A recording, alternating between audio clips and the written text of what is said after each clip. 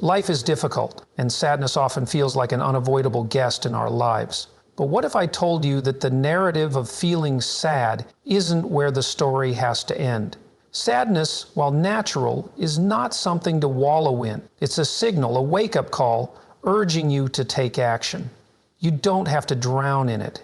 Instead, you can harness it as a stepping stone for growth. First, recognize the pattern. Sadness thrives in the soil of stagnation. If you're staying still, physically, mentally, emotionally, it grows. Take a step, any step, to disrupt that cycle. It could be as small as getting out of bed earlier, taking a walk, or cleaning your room. Order your surroundings, and you'll find order within yourself starting to emerge. Second, resist the victim mentality. It's tempting to believe the world is against you, but that narrative strips you of agency. When you stop blaming external forces for your unhappiness, you regain control. Sadness might not be your fault, but it is your responsibility to face it. Third, set your aim. Without direction, life feels empty, and emptiness is fertile ground for sadness. Choose a goal, no matter how small or insignificant it may seem. Moving towards something gives you a reason to move at all. And fourth, embrace responsibility. Responsibility isn't a burden, it's the pathway to meaning. When you care for something or someone, you anchor yourself to a purpose larger than fleeting emotions. Meaning is the antidote to sadness. Fifth, stop comparing yourself to others. Social media is a curated highlight reel, and your mind will always find someone better. Instead, compare yourself to who you were yesterday. Focus on incremental progress. Sixth, build your body to strengthen your mind. Physical activity isn't just about fitness. It's a direct line to emotional resilience. Exercise, eat well, and treat your body like the foundation of a stable, productive mind. Seventh, speak truthfully. Lies, especially those you tell yourself, are traps that deepen your sadness. Honesty, no matter how difficult, clears the air and creates the possibility of progress. Face the uncomfortable truths in your life. They hold the key to moving forward. Finally, connect with others. Isolation fuels sadness, while genuine relationships offer support, perspective, and joy. Seek out people who inspire you to grow, who challenge you to be better, and who remind you that you're not alone in this world. Sadness is a natural human emotion, often misunderstood and avoided at all costs. When it arises, the immediate instinct for many people is to push it aside, numb it with distractions, or let it consume their thoughts entirely. But sadness isn't just an obstacle or an enemy. It serves a purpose.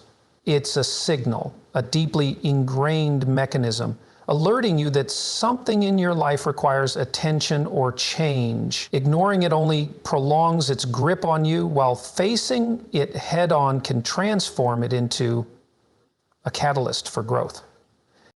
When sadness takes hold, it's often because there's a disconnect between where you are and where you feel you should be. Maybe it's a fractured relationship, an unfulfilled goal, or simply the weight of stagnation. Sadness acts like a mental and emotional alarm, forcing you to confront these issues rather than continue on autopilot. The key is to listen to that signal, interpret what it's trying to tell you, and then respond. Treat it not as a foe, but as a messenger, urging you to take stock of your circumstances and assess the aspects of your life that are misaligned. However, the challenge lies in how we perceive sadness. Many view it as a state to endure passively, waiting for it to fade on its own. But this mindset gives sadness power over you, making you feel helpless. Instead, you need to shift your perspective. Recognize that sadness is prompting you to take action. It's urging you to examine your habits, relationships, and priorities. Maybe you've been neglecting your health, stuck in a job that drains you, or avoiding difficult conversations with loved ones. Sadness shines a spotlight on these neglected areas, highlighting what demands your attention and effort. This process requires honesty. Sadness often emerges when you ignore truths about yourself or your life, It might be uncomfortable to admit that your current trajectory isn't fulfilling or that you've been avoiding responsibility, but facing these truths is essential. By acknowledging what your sadness is rooted in, you take the first step toward change. Without this introspection, sadness remains a vague and oppressive weight, but with it, it becomes a tool for self-discovery. Once you identify the source of your sadness, even the smallest steps toward change can have a profound impact. These steps don't need to be monumental. It might mean cleaning your space to create a sense of order, journaling to articulate your feelings, or reaching out to someone who can offer perspective and support.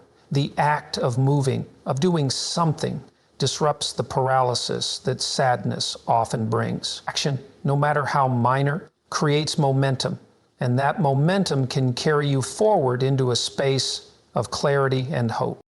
Ultimately, sadness loses its grip when you recognize it for what it truly is: a signal, not a destination. It is a call to action, not a verdict on your worth or potential. The moment you choose to listen, reflect, and respond, sadness begins to serve its purpose, guiding you toward a path of growth and transformation. Stagnation is one of the most fertile grounds for sadness to grow.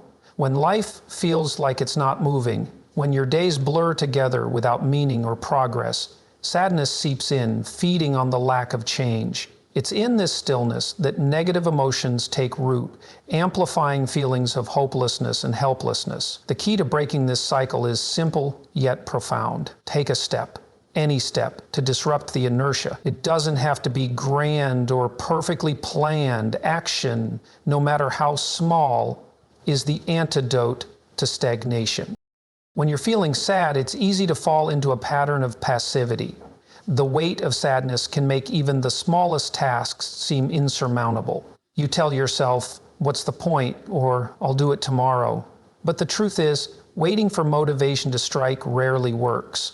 Motivation is not a prerequisite for action. In fact, it's often the result of it.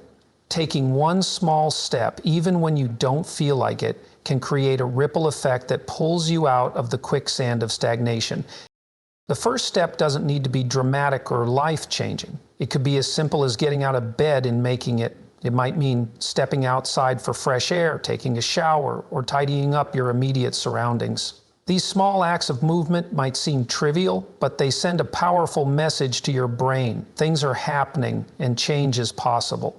Even the act of doing something minor can interrupt the cycle of negative thoughts and inject a sense of agency back into your day. Taking action also shifts your focus outward. Sadness often thrives when you're caught up in your own thoughts, replaying the same worries and doubts. By engaging in an activity, no matter how small, you redirect your energy towards something tangible. For example, going for a walk doesn't just move your body, it exposes you to new stimuli, changes your environment, and subtly reminds you that the world is bigger than the confines of your mind. These external shifts help you gain perspective, pulling you out of the loop of sadness that stagnation perpetuates. It's also important to understand that perfection isn't required when disrupting stagnation. People often avoid taking action because they believe it needs to be right or significant to make a difference. But waiting for the perfect solution is another form of inertia. Instead, focus on progress, not perfection. Whether you're writing down a few thoughts in a journal, making a phone call, or even standing up and stretching, these small actions accumulate over time. Each one builds momentum, creating a sense of accomplishment that pushes you toward larger steps. Momentum is a powerful force. Once you've taken that first step, the second becomes easier and the third feels natural. With each action, you prove to yourself that you're capable of movement, even when it feels difficult. This growing sense of capability chips away at the hold sadness has on you, replacing it with a spark of possibility. Sadness may linger, but it cannot thrive in the presence of steady, deliberate action. Sadness often thrives when we relinquish control over our lives, allowing external circumstances to dictate our emotions. One of the most common ways this manifests is through a victim mentality. The belief that the world is unfair, that circumstances are stacked against us, and that we are powerless to change our situation. While it's natural to feel overwhelmed by hardship, staying in this mindset strips you of your agency and traps you in a cycle of helplessness. The way out of sadness starts with a crucial realization. Even if your situation isn't your fault, it is your responsibility to respond to it. When sadness sets in, it's easy to point fingers at external forces. You might blame your job, your upbringing, your relationships, or even the state of the world. While there may be validity to these grievances, dwelling on them does little to alleviate your pain. In fact, it reinforces the idea that you're a passive participant in your own life, subject to forces beyond your control. This narrative disempowers you and makes change seem impossible. To stop feeling sad, you must reject this mindset and embrace responsibility, not as a burden, but as a path to freedom. Taking responsibility doesn't mean denying the hardships you've faced or blaming yourself for things that weren't in your control. Instead, it's about recognizing that, regardless of the cause of your sadness, you have the power to shape your response.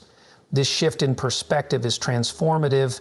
It moves you from a place of passivity to one of action, from feeling like a victim of life's circumstances to becoming an active participant in your own story.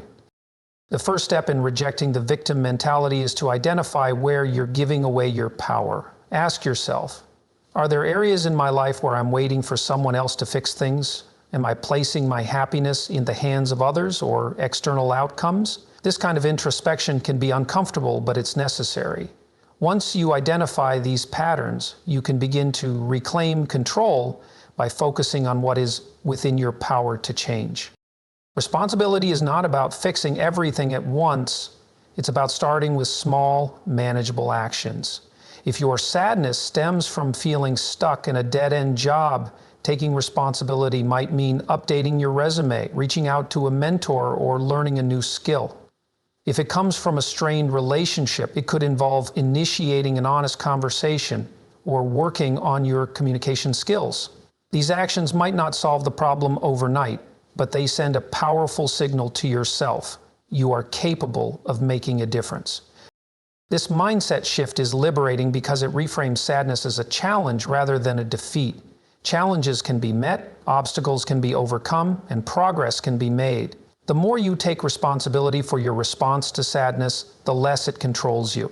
Instead of feeling at the mercy of life, you begin to feel like the author of your own narrative. And with every step forward, sadness loses its hold. Sadness often takes root in a life without direction. When you lack a clear aim, your days can feel meaningless, and that sense of purposelessness leaves room for negative emotions to creep in. Life without goals is like wandering in a vast, empty landscape with no destination in sight. This aimlessness fosters a sense of futility that deepens sadness. The way forward is to set your aim. Choose something to strive for, no matter how small or seemingly insignificant. By orienting yourself toward a goal, you create a sense of purpose and bring structure to the chaos. Setting an aim doesn't have to mean figuring out your life's grand purpose all at once. It starts with identifying something within your reach, something that sparks even a flicker of interest or meaning. This could be as simple as organizing your space, committing to exercise, or learning a new skill.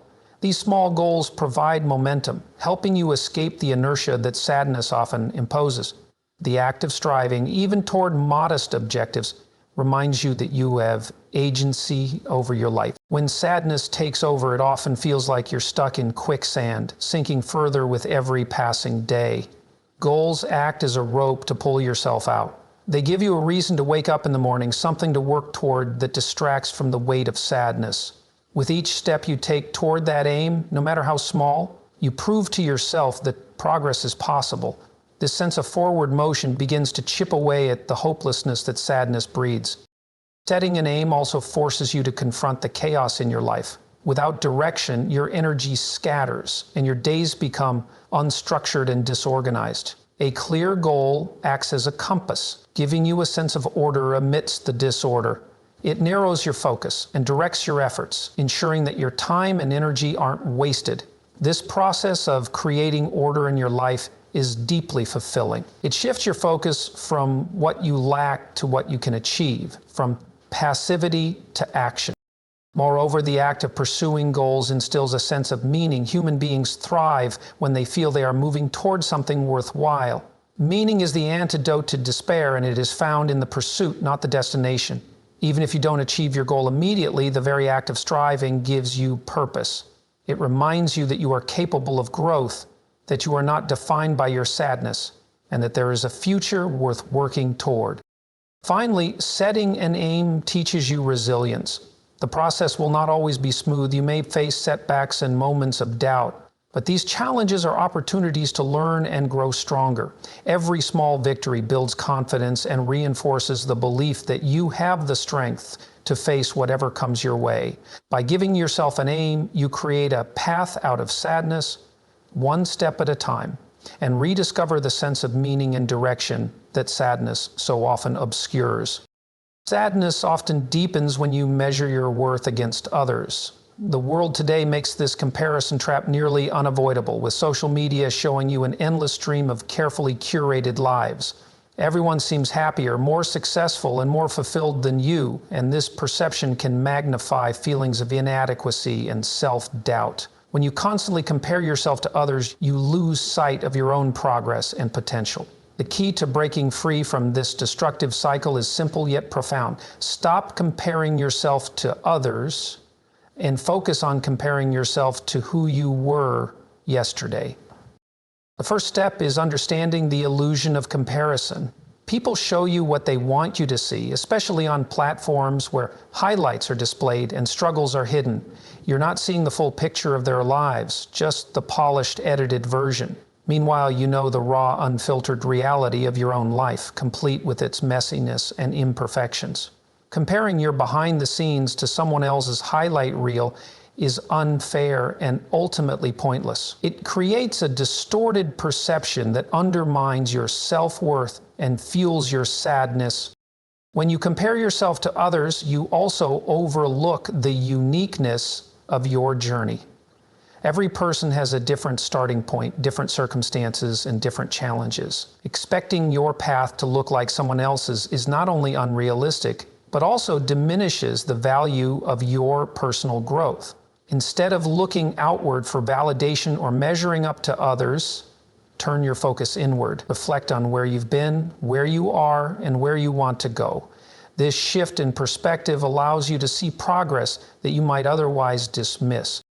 Focusing on who you were yesterday reframes the concept of self-improvement. Instead of competing with others, you're competing with yourself, striving to be slightly better than you were the day before. This approach is empowering because it's entirely within your control.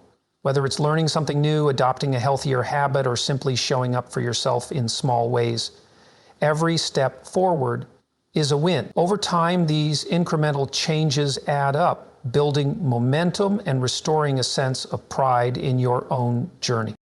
Moreover, this mindset fosters gratitude and self-compassion. When you stop comparing yourself to others, you begin to appreciate your own strengths and achievements, no matter how small they may seem. You recognize that progress isn't linear and that setbacks are part of growth. This self-compassion softens the harsh inner dialogue that often accompanies sadness, replacing it with encouragement and a sense of possibility. This shift doesn't mean you'll never feel the pull of comparison again. It's a natural human tendency. But each time you catch yourself falling into that trap, remind yourself to look inward instead of outward. Celebrate your progress, even if it feels modest. By consistently focusing on your own path, you reclaim the energy wasted on comparisons and redirect it toward building a life that aligns with your values and aspirations. This practice transforms sadness into a motivator, propelling you toward a more grounded and fulfilling sense of self. The mind and body are deeply connected, and neglecting one inevitably affects the other. When sadness takes hold, it often creates a vicious cycle. Emotional distress leads to physical neglect, and physical neglect worsens emotional distress. The cycle can feel impossible to break. But the truth is that strengthening your body has a profound impact on stabilizing your mind. Physical activity, proper nutrition, and self-care may seem like simple acts, but their effects on mental well-being are transformative. To overcome sadness, it's crucial to treat your body not just as a vessel, but as the foundation of your emotional resilience. When sadness overwhelms you, it's tempting to retreat into inactivity. Staying in bed all day, skipping meals, or avoiding basic routines might feel easier in the moment, but these habits reinforce the weight of sadness. Inactivity dulls your energy, clouds your thinking, and deepens your sense of hopelessness. The key to breaking this downward spiral lies in movement. Any kind of movement, no matter how small. Engaging in physical activity, even if it's just a short walk or stretching for a few minutes, has an immediate impact on your mood. Movement stimulates the release of endorphins, which are natural chemicals in your brain that alleviate stress and promote feelings of happiness. Exercise in particular is a powerful tool for emotional healing. It doesn't have to be intense or time-consuming. Consistency is what matters most. Activities like yoga, jogging, swimming, or even dancing around your living room can help reduce the symptoms of sadness and anxiety. These physical acts send a signal to your brain. You are taking action, you are alive, and you are capable. Over time, regular exercise not only improves your mood, but also boosts your self-esteem, giving you a sense of accomplishment that sadness often strips away. Nutrition plays an equally vital role in stabilizing your mind. The food you eat directly affects your brain chemistry, energy levels, and overall emotional health. Processed foods, excessive sugar, and skipping meals can exacerbate feelings of lethargy and sadness, while a balanced diet rich in whole foods, fruits, vegetables, and lean proteins provides the nutrients your brain needs to function optimally. Small, intentional changes in your diet can have a big impact. Drinking more water, eating a nourishing breakfast, or swapping junk food for healthier alternatives are acts of self-care that reinforce your commitment to feeling better. Sleep is another cornerstone of emotional resilience. Sadness often disrupts sleep patterns, either causing insomnia or excessive sleeping. Neither extreme is healthy, and both can deepen feelings of sadness. Establishing a consistent sleep routine, limiting screen time before bed, and creating a calming nighttime environment can help you get the restorative sleep your body and mind need. Strengthening your body doesn't mean solving all your problems overnight. Rather, it's about creating a foundation that makes you more equipped to handle life's challenges. When you care for your body, you send a powerful message to yourself. You are worth the effort. This sense of self-worth is often the first step in pulling yourself out of sadness and building a more resilient, balanced life. Sadness often thrives in isolation. When you're consumed by negative emotions, it's easy to withdraw from others, retreating into the confines of your own mind, while solitude can sometimes be a necessary part of processing emotions. Prolonged isolation only amplifies feelings of loneliness and despair. Human beings are social creatures. Wired for building meaningful relationships or strengthening existing ones is not only a remedy for sadness, but also a fundamental part of living a fulfilling life. To overcome sadness, it's crucial to recognize the power of relationships and actively nurture them. One of the reasons sadness pulls you into isolation is the mistaken belief that no one understands or cares.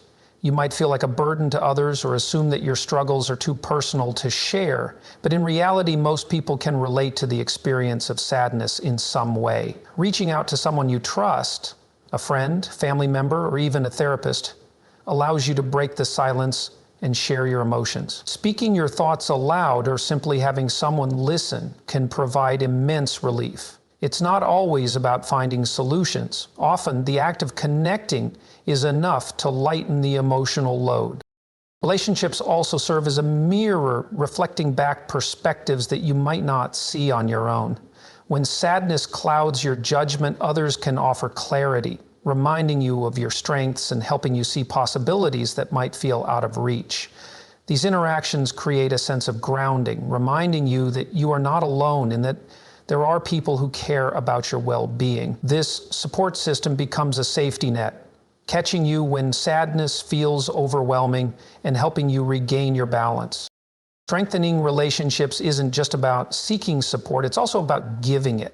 Acts of kindness and generosity, even small ones, can shift your focus outward and help you reconnect with the world around you.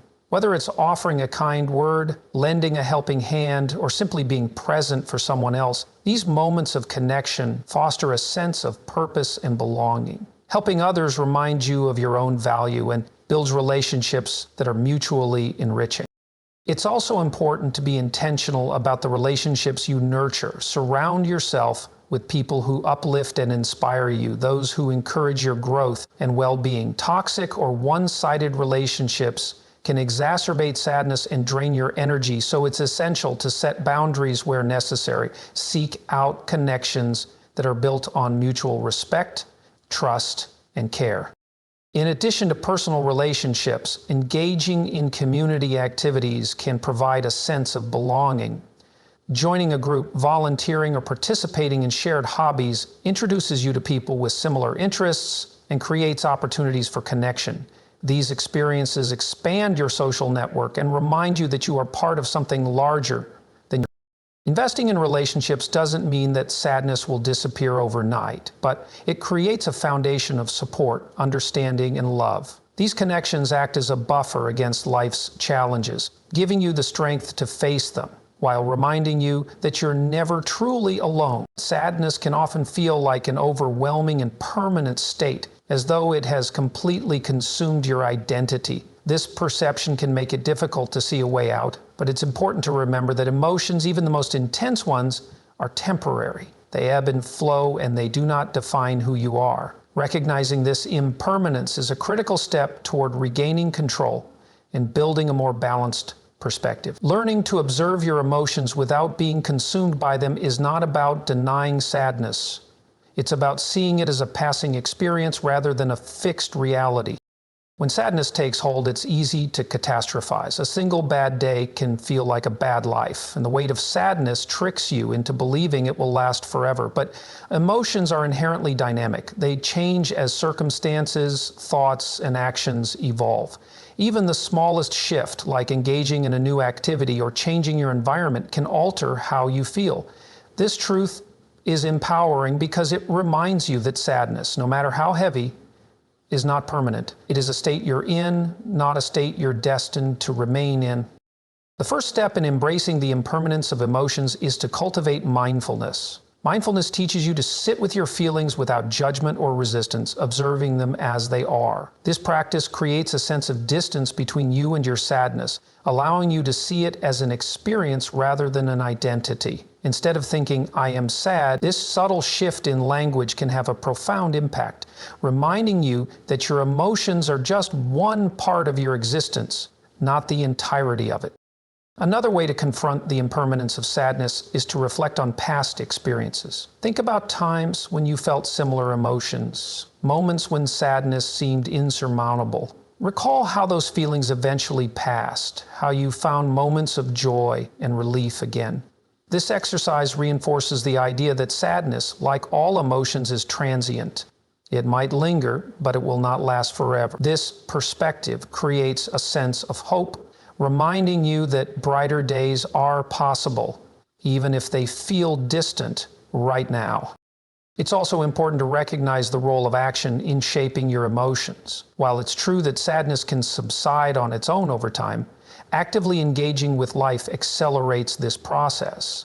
Doing something, no matter how small, interrupts the cycle of rumination that often keeps sadness alive. Even if the action doesn't immediately make you feel better, it creates momentum, and that momentum can lead to emotional shifts over time. By accepting that sadness is impermanent, you give yourself permission to move through it without fear or resistance. You stop fighting against the emotion and instead allow it to exist, knowing it will pass. This mindset creates space for other emotions to emerge: hope, curiosity, even joy. You learn to trust the natural rhythm of your emotional landscape, finding resilience in the knowledge that no feeling is forever. In the end, sadness is not a life sentence. It is a signal, a transient state that calls for action and introspection. While it may feel all-encompassing in the moment, it is not your identity, nor is it your destiny. By taking ownership of your response to it, by rereading the victim mentality, setting purposeful goals, nurturing your body, fostering meaningful relationships, or embracing the agency that sadness often robs, It's not about suppressing or denying your feelings, but learning to navigate them with intention and resilience. Life's challenges will come and sadness may revisit, but each time you will be better equipped to face it. You are stronger than you think, more capable than you believe, and more deserving of joy and fulfillment than sadness might lead you to feel. The path forward requires effort, but it is a path worth walking, one step at a time, with courage, self-awareness, and a commitment to creating a life of meaning and purpose.